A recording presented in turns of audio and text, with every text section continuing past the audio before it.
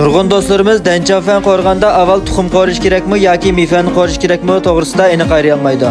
Men bugun to'g'risini olib keldim. Qilish usulimi nihoyat oddiy bo'lib, bir qatim ko'rsini chuqur o'rganaysiz, hamda o'rganish boshlanib ketdi.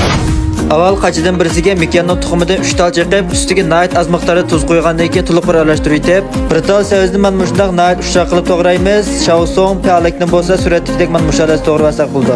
Qo'rishga o'tib ketdi. Qozonga yanla al-nurining bulg'armadan xoli va ijli o'lchamda ishlangan tunji siqim 1-darajalik zarangiz maydini az miqdorda qo'yib, may qiziganda aralashtirib tayyor qilib olgan tuxumni to'kib, suratdagidek men mushundaq nihoyat ushaq qilib qo'rib Sabza, so'ng piyoz muvofiq miqdorda tuz solib, bir nechani aralashtirib qo'yibla.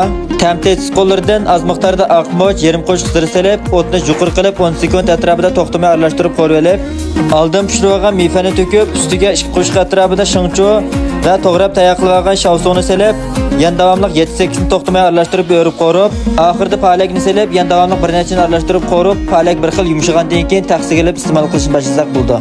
Uzundan beri har xil tamoqlarning oiladagi eng oddiy qilish usulini yo'llab kelyapman ruh tuqqanlar.